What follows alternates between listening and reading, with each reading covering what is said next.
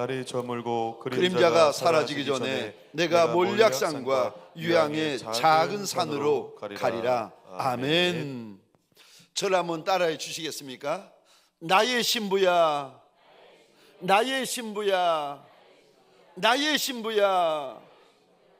오늘 본문의 말씀을 가지고 나의 신부야라는 제목으로 주님이 주시는 말씀과 은혜를 함께 나누기를 원합니다.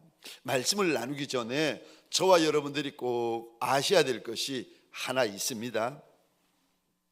우리 모두가 다 아는 신부는 아닙니다.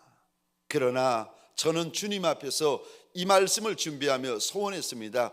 우리 모두가 다 신부가 되어지기를 축원합니다. 우리 모두가 신부의 반열에 오른 이는 아니에요. 우리 모두가 신부는 아닙니다. 그런데 소원합니다. 저와 여러분들이 신부의 반열에 우리 모두가 올라가시기를 주의 이름으로 축원합니다. 여러분, 내가 만왕의 왕 만주의 주가 되시는 예수 그리스도의 영적인 신부가 된다, 이거 얼마나 감격스럽고 얼마나 놀랍고 얼마나 권세 있는 일이고 얼마나 영광스러운 일인지 여러분 아무리 성경을 찾아봐도 우리가 다 이해할 수 없을 만한 그렇게 영광스럽고 그렇게 감격스럽고 그렇게 놀라운 일이 우리가 예수 그리스도의 신부가 되는 일입니다. 신부가 된 이들에게 얼마나 큰 상급이 주어지고 얼마나 큰 면류관, 영광, 권세가 이제 주어지는지. 여러분, 우리는 땅에서의 권세만 권세라고 생각하시잖아요. 아니요, 땅에서의 권세는 길어봤자 몇십 년인데 우리가 올라가서 거하게 될 영원한 천성은 주님이 주시는 권세, 주님이 주시는 영광, 주님이 주시는 면류관, 주님이 주시는 저 상급은요, 땅의 것 몇십 년과 비교할 수 없는 영원한 권세고 영원한 상급이고 영원한 영광입니다. 저와 여러분들이 신부가 되어지면 바로 우리가 감히 상상할 수도 계산할 수도 없는 놀라운 상급과 면류관과 영광과 권세가 주어지는데, 예수의 권세가 나의 권세가 되어지는 그 권세가 주어지는데, 여러분 소원하기는 우리가 예수 그리스도의 신부가 되는 이유가 권세 때문도 아니고 상급 때문도 아니고 면류관 때문이 아니라 예수 그리스도를 많이 사랑하기 때문에, 예수 그리스도를 사랑하되 마음을 다하여 사랑하고 목숨을 다하여 사랑하고 뜻을 다하여 사랑하고 힘을 다하여 사랑하기 때문에 저와 여러분들이 예수의 신부가 되시기를 축원합니다. 오늘 본문에 보시면 1장부터 3장까지 한 번도 등장하지 않은 단어가 아가서 4장에서 막 쏟아지기 시작합니다. 이 단어가 가장 영적으로 보면 가장 아름다운 단어고 가장 부러운 단어고 가장 영광스러운 단어인데, 여러분 펜이 있으면 이 단어에 한번 동그라미를 쳐주시겠습니까? 4장 8절입니다. 내 신부야. 9절입니다. 내 신부야. 10절입니다. 내 신부야. 11절입니다. 내 신부야. 12절입니다. 내 신부. 아가서 1장에도 등장하지 않고 2장에서 등장하지 않고 3장에서도 등장하지 않는 단어가 이상하죠. 4장에서부터 마구 쏟아지는 있는데, 나의 신부, 나의 신부, 나의 신부라는 이 단어입니다. 4장에서부터 나의 신부라는 단어가 등장하고 쏟아지기 시작합니다. 역사적으로 보면 솔로몬 왕이 시골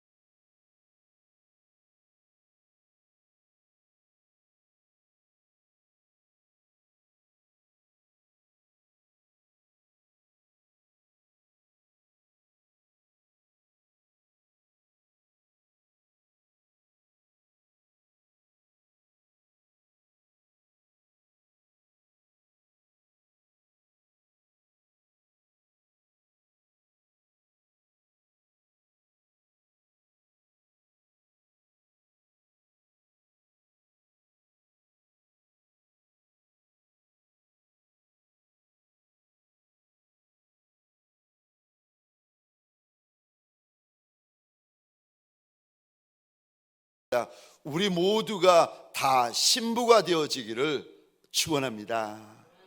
우리 모두가 신부의 반열에 오른 이는 아니에요. 우리 모두가 신부는 아닙니다. 그런데 소원합니다. 저와 여러분들이 신부의 반열에 우리 모두가 올라가시기를 주의 이름으로 축원합니다. 여러분, 내가 만왕의 왕 만주의 주가 되시는 예수 그리스도의 영적인 신부가 된다. 이거 얼마나 감격스럽고 얼마나 놀랍고 얼마나 권세 있는 일이고 얼마나 영광스러운 일인지 여러분 아무리 성경을 찾아봐도 우리가 다 이해할 수 없을 만한 그렇게 영광스럽고 그렇게 감격스럽고 그렇게 놀라운 일이 우리가 예수 그리스도의 신부가 되는 일입니다. 신부가 된 이들에게 얼마나 큰 상급이 주어지고 얼마나 큰 면류관, 영광, 권세가 이제 주어지는지. 여러분, 우리는 땅에서의 권세만 권세라고 생각하시잖아요. 아니요, 땅에서의 권세는 길어봤자 몇십 년인데 우리가 올라가서 거하게 될 영원한 천성은 주님이 주시는 권세, 주님이 주시는 영광, 주님이 주시는 면류관, 주님이 주시는 저 상급은요, 땅의 것 몇십 년과 비교할 수 없는 영원한 권세고 영원한 상급이고 영원한 영광입니다.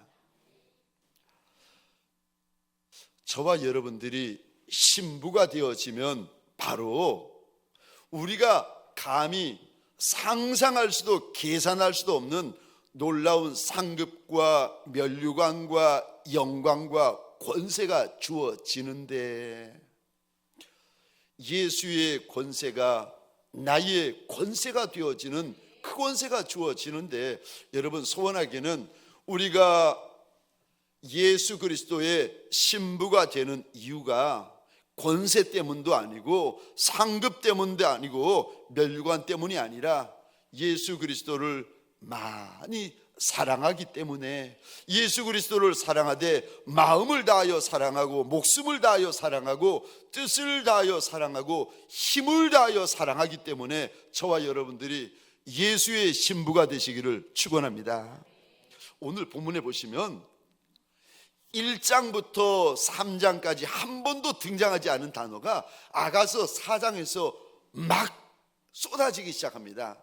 이 단어가 가장 영적으로 보면 가장 아름다운 단어고 가장 부러운 단어고 가장 영광스러운 단어인데, 여러분 펜이 있으면 이 단어에 한번 동그라미를 쳐주시겠습니까?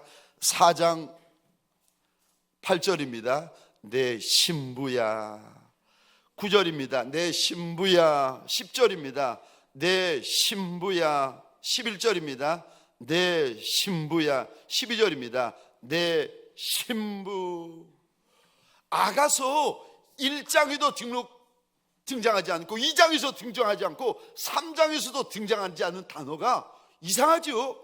4장에서부터 마구 쏟아지는 있는데, 나의 신부, 나의 신부, 나의 신부라는 이 단어입니다. 4장에서부터 나의 신부라는 단어가 등장하고 쏟아지기 시작합니다. 역사적으로 보면 솔로몬 왕이 시골 처녀인 술라미 여인에게 이 호칭을 사용합니다. 그런데 영적으로 보면 만왕의 왕, 만주의 주가 되신 예수 그리스도 그분이 저와 여러분들을 향하여 이 거룩한 칭호, 이 아름다운 칭호, 이 영광스러운 칭호를 사용하십니다. 여러분, 이게 얼마나 대단한 칭호고 얼마나 아름다운 칭호고 얼마나 놀라운 칭호고 얼마나 영광스러운 칭호인지 여러분들 아셨으면 좋겠어요. 아멘이십니까? 죄송합니다. 아멘 해주세요. 아멘이십니까? 죄송하지만 아멘 하셔도 다 할 수 없어요. 여러분, 이 신부라는 주님께서 인정하시고 너는 내 신부다라는 이 권세 있는 칭호가 아무에게나 주시는 칭호가 아니라 정말 구별된 인생에게만 주시는 정말 권세 있는 칭호고 정말 아름다운 칭호입니다. 이거 저와 여러분들에게 소원합니다. 예수 그리스도의 신부가 되어지시기를 주의 이름으로 축원합니다. 내가 이제 주님께서 저한테 보여주신 말씀을 읽고 묵상할 때 주님께서 저한테는 4가지 영적 반열을 보여주셨어요. 하나는 자녀의 반열이 있단다. 예수를 믿으면 자녀가 되지요. 자녀의 반열. 2번째 반열은 제자의 반열이 있단다. 3번째 반열은 종의 반열이 있단다. 4번째 반열은 신부의 반열이 있단다. 주님께서 말씀을 통하여 저한테 보여주시고 알려주시고 우리 깨닫게 해주신 반열입니다. 그런데 저와 여러분들의 반열이 자녀의 반열에 있던 제자의 반열에 있던 종의 반열에 있던 간에 저와 여러분들의 반열이 신부의 반열로 승격되어지시기를 주의 이름으로 축원합니다. 누구를 향해서 우리 주님께서는 누구를 향하여 나의 신부라고 구별하여 불러주십니까? 신부는 첫 번째입니다. 신부는 때를 아는 자입니다. 누가 예수 그리스도의 신부입니까? 예수 그리스도의 신부는 때를 아는 영성이 있습니다. 왜냐하면 때를 아는 것, 때를 분별하는 것을 가리켜서 성경에서 우리 주님은요, 그게 지혜다 일러주십니다. 전도서 3장에 보면 인생의 때를 하나님은 28가지 때로 말씀을 하세요.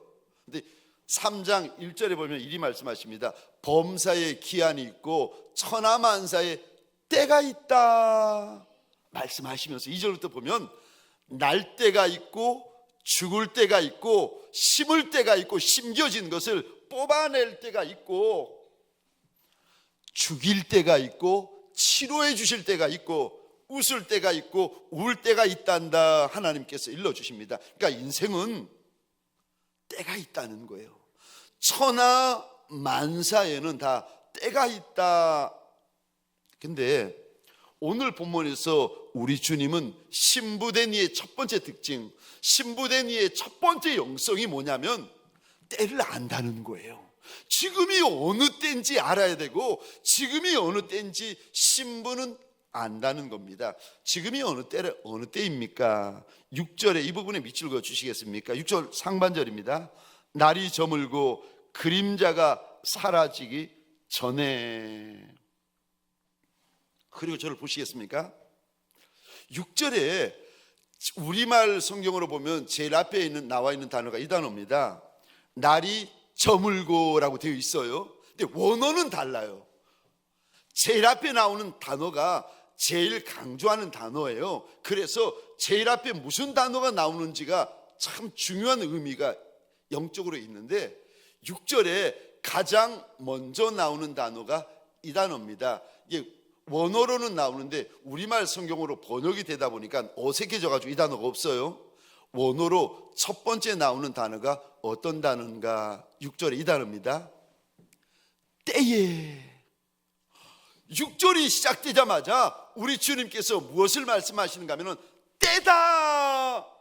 아니 나의 신부야 사장 가득히 예수 그리스도의 그 사랑하는 이들을 신부로 불러주시면서 신부에게 중요한 것이 있는데 때를 안다는 겁니다. 때를 알아야 한다. 때를 알아야 된다.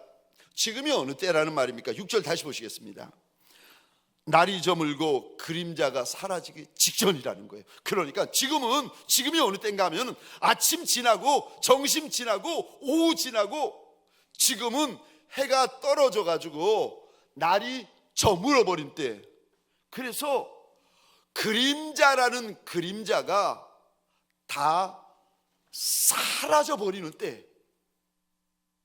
아니 해가 떠 있어야 되는데 해가 떨어졌다는 겁니다. 그림자가 보여야 되는데 그림자가 보이지 않는 때가 되어버렸다는 거예요. 여기 그래서 여러분 저 그림자가 사라지다 6절 상반절입니다. 그림자가 사라지다라고 되어 있는데 여기 사라지다라는 말을 원어 시제로 보시면은 완료 시제입니다. 그러니까 날이 이미 어두워져 버렸고 그림자가 이미 사라져 버렸다. 이런 그 시제의 의미를 담고 있습니다. 무슨 의미인지 와닿으세요? 안 와닿으시면 안 되는데, 이게 지금 우리말 성경으로 보면 주님의 마음이 100% 이게 알아질 수가 없어요. 근데 원어로 보시면 지금은 이미 날이 져버린 때고 지금은 이미 그림자가 사라져버린 때라는 거예요.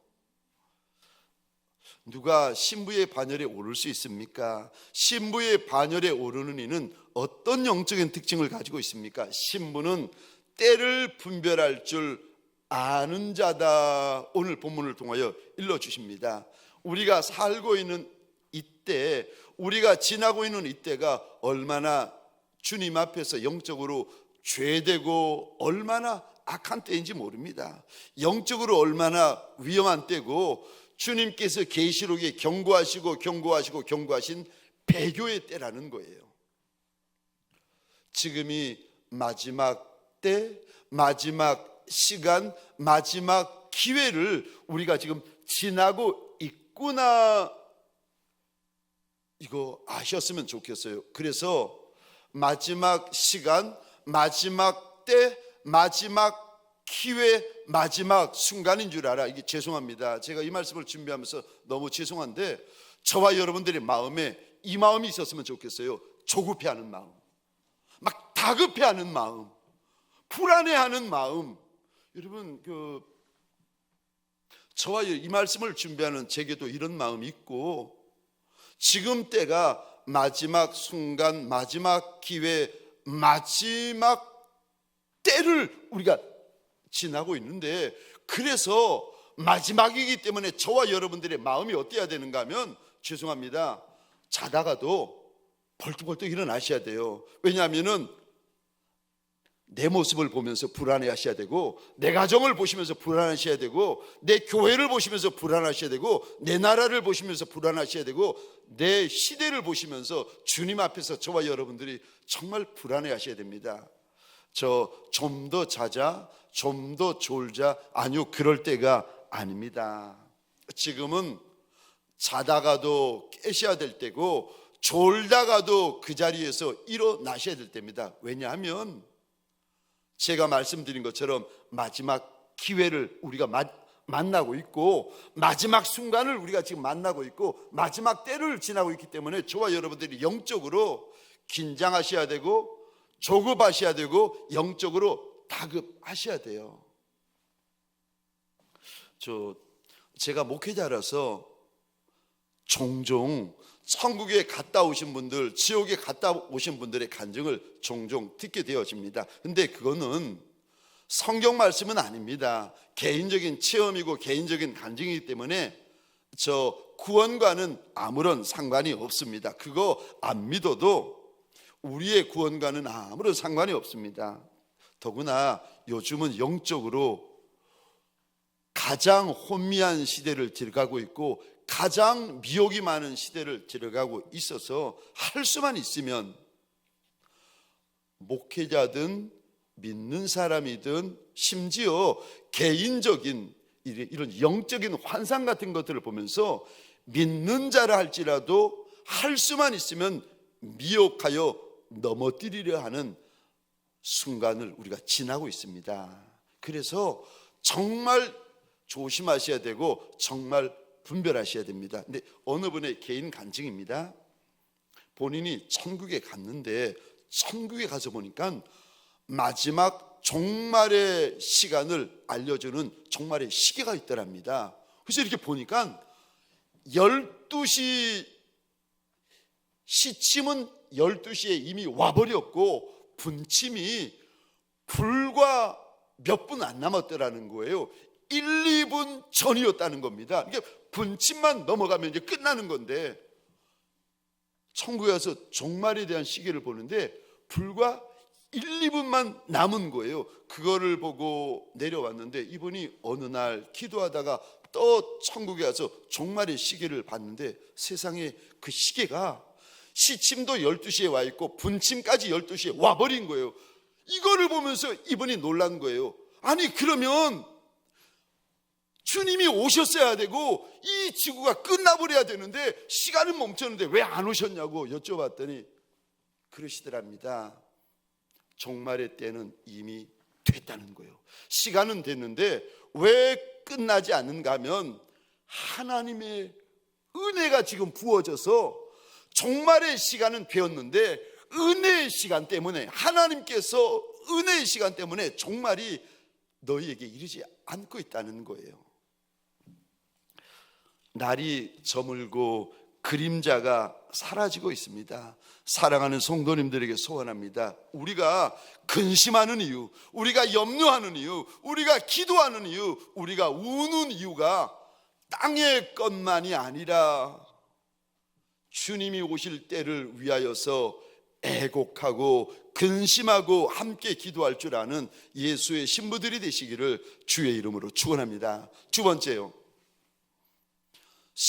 누가 신부입니까? 신부의 반열에 서는 이들에게는 어떤 영성이 있습니까? 두 번째, 작정이 있습니다. 신부 대니들의 마음을 열잖아요. 신부 대니들의 가슴을 열고 보면 그 안에 신랑 되신 예수님 때문에 하는 거룩한 작정들이 마음에 있습니다. 주님께서 오늘 본문을 통해 이렇게 말씀하십니다. 누가 신부인 줄 아느냐? 마음에 예수 앞에서 하는 거룩한 작정이 있는 자들이 신부라는 거예요. 그래서 여러분, 작정이 있을 뿐만이 아니라 6절 이 부분에 동그라미를 한번 그려주시겠습니까? 이 단어입니다. 6절 하반절입니다. 내가라는 단어, 그리고 이 단어에 동그라미를 그려주시겠습니까? 가리라. 지금 본문에 나오는 내가라는 이 인생이 작정을 하고 있습니다. 근데 여기 간다라는 말을 원어 시제로 보면은 미완료 시제예요. 미완료 시제의 그 의미가 뭐냐면은 끝나지 아니하는 행동의 반복을 의미합니다. 이게 무슨 의미인가 하면은 이런 의미입니다. 한 번 작정하고 한 번 가는 것으로 끝나는 것이 아니라 신부 된 이들은 어떤 영성이 있는가? 마음을 계속 작정한다는 거예요. 그리고 계속 앞으로 나간다는 겁니다. 한 번이 아닙니다. 계속입니다. 한 번이 아닙니다. 끝까지입니다. 이게 신부가 가지는 영적인 특성입니다. 누가 신부입니까? 한 번 예배드리고 한 번 순종하고 한 번 거룩하고 한 번 충성하고 한 번 헌신하고, 아니요, 신부는 그런 영적인 특징을 가지고 있는 것이 아니라 신부의 반열에 오른 이는 계속 하나님 앞에서 작정하고 계속 순종하고 계속 헌신하고 계속 충성하고 계속 예배드리고 계속 거룩한 자가 신부라고 일러주십니다. 근데 무슨 작정을 해야 됩니까? 작정하는 자가 신부라고 하셨는데 우리가 어떤 작정을 해야 됩니까? 어떤 작정이 있는 자가 신부입니까? 고난입니다. 고난에 대하여 작정을 하셨습니다. 우리 신랑 예수님도 고난의 쓴 잔을 마셨던 것처럼 나도 고난의 쓴 잔을 마시리라 주님 앞에서 주님 때문에 작정을 하셔야 됩니다. 우리 주님께서 신부 된 이들, 신부 될 이들에게 오늘 본문을 통하여 이렇게 격려하십니다. 고난의 쓴 잔을 마시는 것을 두려워하지 말라고 하십니다. 6절 하반절 제가 혼자 읽겠습니다. 내가 몰약산과 유양의 작은 산으로 가리라. 여기 몰약산이라고 주님이 말씀하시는 게, 몰약이라는 단어가, 이 몰약은 이 당시에 2000년 전에도 그렇고 솔로몬 시대도 그렇고 이 당시에 가장 비싼 고가의 물품이었습니다. 이거는 몰약은 나무에 칼로 흠집을 내어가지고 흘러내린 액체를 가지고 모아 만드는 것인데 이게 얼마나 귀했는가 하면 황금만큼 귀했는데, 여러분 기억나십니까? 동방 박사들이 아기 예수에게 예물을 가지고 올 때 몰약을 가지고 왔습니다. 이 몰약이 얼마나 쓴지, 여러분이 쓴 음식, 쓴 약 상상해 보시겠습니까? 그것보다 수십 배, 수백 배 쓴 게 이 몰약입니다. 오죽했으면 이 몰약은 마취제 역할을 했는데, 오죽했으면 예수님이 십자가에 달려서 지옥을 넘나드는 고통을 당하고 계실 때 사람들이 예수님의 십자가 고통을 줄여드리고 잠시 잠깐이라도 잊게 해드리려고 포도주에다가 몰약을 탑니다. 그리고 예수님에게 올려드렸더니 예수님이 그거를 거절하세요. 몰약이 무엇을 의미하는가? 고난. 몰약이 무엇을 의미합니까? 십자가. 예수의 신부 된 이들, 예수의 신부가 된 이들에게 오늘 본문을 통하여 우리 주님께서 당부하시는데, 고난의 쓴 잔을 마시는 것을 두려워하지 말라고 당부하십니다. 고난의 매를 맞는 것을 무서워하지 말라고 하십니다. 고난의 가시관을 쓰는 거 무서워하지 말라고 하십니다. 고난의 십자가를 짊어지는 거 무서워하지 말라고 하십니다. 누가복음 9장 23절입니다. 우리 같이 읽겠습니다. 시작. 또 무리에게 이르시되 아무든지 나를 따라오려거든 자기를 부인하고 날마다 제 십자가를 지고 나를 따를 것이니라. 아멘. 아멘. 예수를 따라오려거든 저와 여러분들이 져야 될 십자가가 있는데, 고난의 쓴 잔이 있는데 이거 날마다 마시라고, 날마다 짊어지고 예수를 따라와야 된다고 일러주십니다. 몰약. 내가 신부의 반열에 들어설 때 내가 마셔야 되는 저 잔이 무엇입니까? 몰약의 쓴 잔. 예수를 따라가려면 고난의 쓴 잔, 몰약의 쓴 잔을 계속 마셔야 된다. 주님께서 오늘 본문을 통해 일러주십니다. 또 신부의 영성, 이 몰약의 산으로 내가 가리라 작정을 하고 있는데, 이 몰약의 산은 우리에게 무엇을 의미합니까? 변하지 않는 마음을 의미합니다. 몰약은 절대 변하지 아니하는 한 가지 마음을 상징하는 단어입니다. 성경에 보면 니고데모라는 사람이 예수님이 십자가에 못 박혀 죽으셨을 때 이 몰약을 가지고 와서 예수님의 시신이 썩지 않도록 발라드립니다. 그러니까 몰약은 그 당시에 어떤 역할을 하는가 하면 변하지 말라고, 썩지 말라고 바르는 방부제와 같은 역할을 합니다. 몰약이 뭡니까? 변하지 않는 마음입니다. 몰약이 무엇입니까? 상하지 않는 마음, 썩지 않는 마음, 변하지 않는 마음, 변질되지 않는 마음, 방부제와 같이 한 가지 마음이요. 죄송하지만 저와 여러분들의 마음은 대부분 이렇습니다. 상황이 달라지면 마음이 요동해요. 현실이 달라지거나 상황이 달라지거나 형편이 달라지거나 처지가 달라지거나, 잘 살다가 못 살면 저와 여러분들의 마음이 요동합니다. 못 살다가 잘 살아도 저와 여러분들의 마음이 요동해요. 건강에 따라서 마음이 요동합니다. 물질에 따라서 마음이 요동합니다. 형편에 따라서 마음이 요동해요. 대부분 우리의 마음이 이렇습니다. 근데 신부의 영성을 가진 이들의 마음은요, 그렇지 않습니다. 신부의 영성을 가지고 있는 이의 마음은 예수의 마음을 닮아요. 그래서 예수의 마음을 담고 있는 이들은 마음이 변하지 않습니다. 변질되지 않습니다. 변하지도 않고 요동되지도 않고 흔들리지도 않습니다. 몰약 같은 이 마음을 몰약 같은 마음이라고 이야기를 하는데, 마치 여러분 파란색 하늘 보신 적 있으시죠? 바다를 봤는데 얼마나 짙은 코발트 색깔의 바다, 여러분 보신 적 있으시죠? 주님을 사랑하는 마음이 바로 이 마음이요, 청옥 같은 마음, 청옥 같은 영성, 새파란 마음인데 구름 한 조각이 없는 새파란 마음. 여러분, 하늘을 보시는데 구름 한 조각이 떠 있지 않은 새파란 하늘을 보셨어요?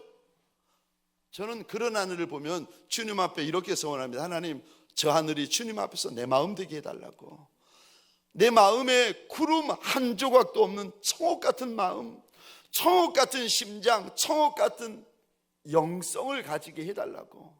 내 안에 예수를 사랑하는 마음 외에는 점도 없고 흠도 없고 티도 없는 마음 좀 가지게 해달라고 주님 앞에 소원합니다. 여러분, 우리 대부분은 이런 마음 안 가져요.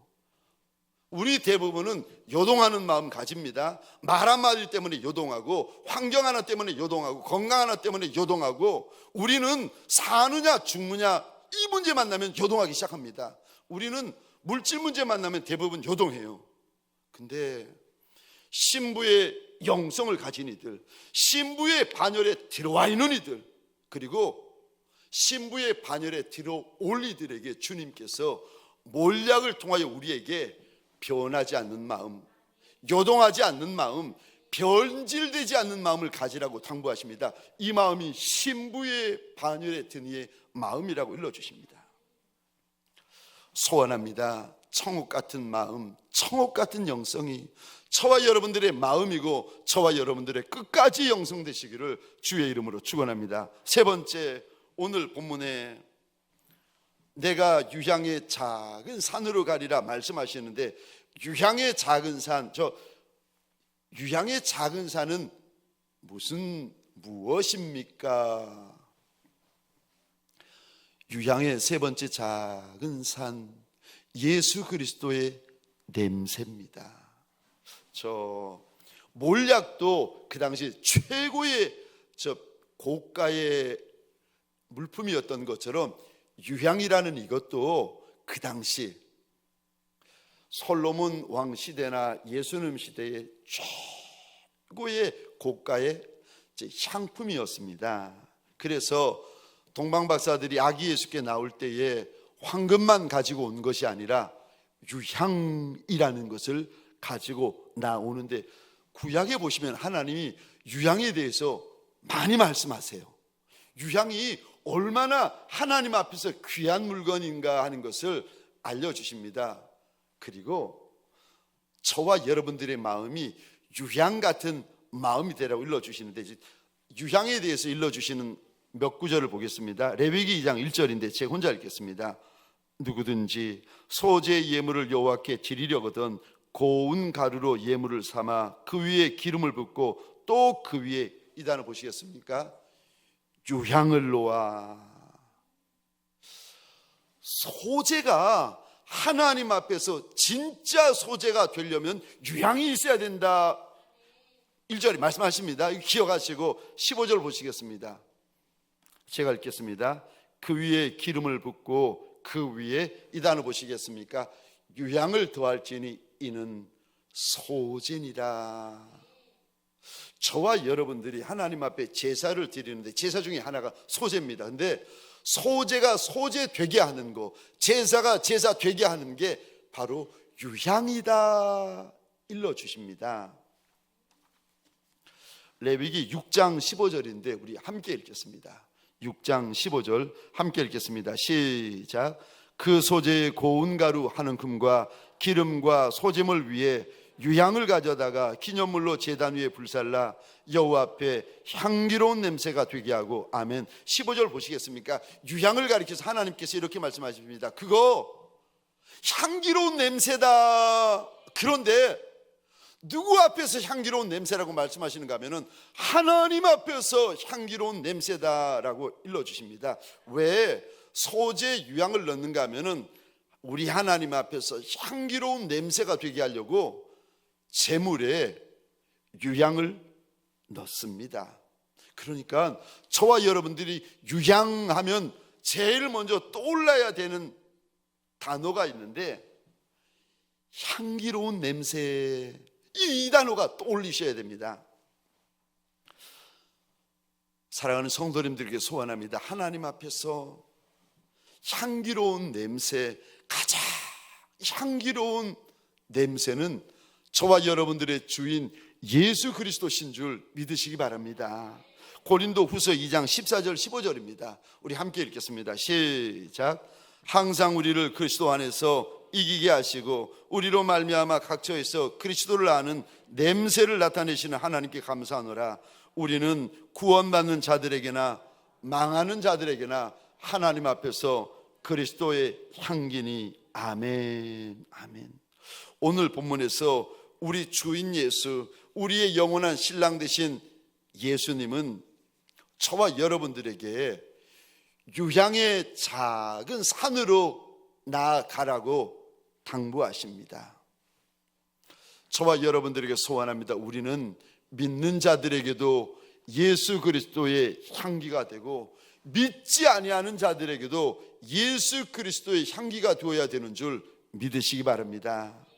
믿는 자에게만 그리스도의 향기가 아니라 안 믿는 자들 앞에서도 그리스도의 향기가 되셔야 됩니다. 그러니까 여러분, 혹시라도 우리 가운데 육신적으로 연약해서 함부로 말하고 함부로 소리 지르고 함부로 혈기 부리는 분이 계십니까? 아셔야 될 것이 우리에겐 그런 권세가 없습니다.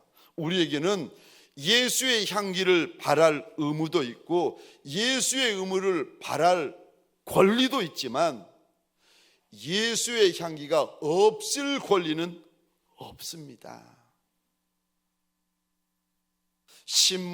누가 신부의 반열에 선 자입니까? 누가 신부의 반열에 설 자입니까? 예수 그리스도의 향기가 있는 자. 저 좀 보시겠어요? 어떠세요? 예수 그리스도의 향기가 있는 목사입니까? 없는 목사입니까? 믿음대로일지어다.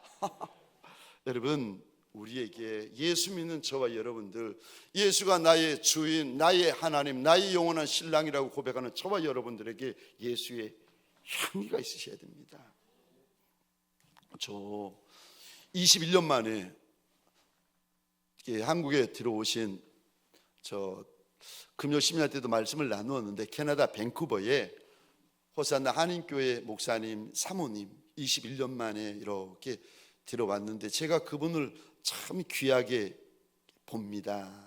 부산에서 귀하게 봤고 그분이 참 하나님이 주시는 기름 부으심과 영성이 있는, 마음이 정말 하나님의 저 기름 부으심을 사모하는 마음을 제가 알고 있기 때문에 제가 그분을 참 귀하게 봐가지고 한 3일 정도, 이틀 3일 정도 식사를 함께하고, 특별히 한 날은 시간을 내어 사랑하는 원로 목사님 강화도 저 해오름에 함께 올라가서 목사님을 뵙고 인사드리는 시간을 가지도록 했습니다. 근데 여러분 한번 시간 나시면 강화도 해오름에 한번 가보십시오. 지금 꽃들이 얼마나 예쁘고 아름답게 피어 있는지 정원 자체가 완전히 그 꽃향기로 가득 차 있습니다. 제가 너무 꽃향기가 좋아가지고 한 송이 한 송이, 큰 송이 작은 송이, 예쁜 송이 안 예쁜 송이, 제가 코를 대고 냄새를, 꽃향기를 이렇게 맡았습니다. 근데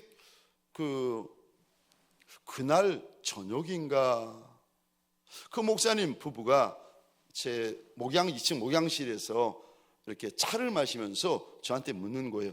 목사님, 제가 보니까 목사님이 꽃향기를 굉장히 좋아하시는 것 같다는 겁니다. 그러면서 하시는 말씀이, 목사님 왜 그렇게 꽃향기 좋아하세요?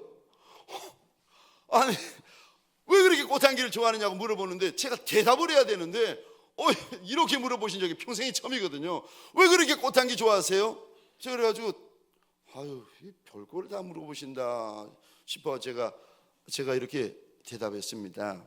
예, 꽃 향기가 그 꽃의 영성인 것 같아서요. 신부에게는 신부의 영성이 있습니다. 신부에게는 신부의 거룩한 향기가 있습니다. 저와 여러분들이 걷는 인생길이 어떤 이는 광야길도 있고 어떤 이는 골짜기 길도 있고 어떤 이는 용광로 길을 걸어야 되는 이도 있습니다. 그런데 저와 여러분들이 푸른 초장 쉴 만한 물가의 길을 걷던 아니면 광야길, 골짜기 길, 용광로 길을 걷던 어떤 길을 걷던 간에 저와 여러분들 안에 예수의 향기가 가득하신 신부들이 되시기를 주의 이름으로 축원합니다. 여러분, 신부 되니들에게는 예수 그리스도의 거룩한 향기가 있습니다. 혹시라도 옆에 있는 분들에게 그리스도 향기가 없으면 말씀하지 마시고, 자기에게 냄새가 없네, 자기에게 향기가 없네, 그리 말씀하지 마시고 그분을 위하여 기다려 주시고 그분을 위하여 중보해 주시기를 부탁드립니다. 네 번째요, 어떤 작정이 있어야 됩니까? 신부의 작정이요. 네 번째, 신부가 가지는 네 번째 영성이 무엇입니까? 기도입니다. 여러분, 유향은요 기도를 의미합니다. 그래서 계시록 5장 8절에 주님이 이리 말씀하십니다. 우리 함께 읽겠습니다. 시작. 그 두루마리를 취하심에 네 생물과 24장로들이 그 어린 양 앞에 엎드려 각각 검은 고와 향이 가득한 금대접을 가졌으니 이 양은 성도의 기도들이라. 아멘. 성경이 증언하는데 향기로운 냄새는 바로 성도들의 기도다, 기도다. 우리 주님께서 일러주십니다. 누가 예수 그리스도의 신부입니까? 신부는 기도가 있는 종입니다. 신부는 기도가 끊어지지 않는 종, 기도가 멈추어지지 않는 종, 기도가 이어지는 종, 그가 바로 예수 그리스도의 신부다. 우리 하나님께서 일러주십니다. 이 간증을 하고 마치도록 하겠습니다. 저희 교회를 섬겼다가 1989년 말이죠, 동학교회를 개척하시고 지금까지 37년간 목회하고 계시는 강창훈 목사님이라고 계십니다. 이번에 그 교회에서 시차례로 목사님들을 섬겨주셨는데 그분이 말씀을 증거하시면서 이런 고백을 하시는 겁니다. 자기가 동광교회를 떠나 교회를 개척할 때 아무도 없었다는 거예요. 성도 한 사람 없었는데 그때 하나님 앞에서 이런 두 가지 작정을 했다는 거예요. 첫 번째 작정, 하나님, 제 평생의 기도를 쉬지 않겠습니다. 두 번째 작정, 하나님, 저는 다니엘처럼 제 평생의 아침, 점심, 저녁 3번 기도를 작정하겠습니다.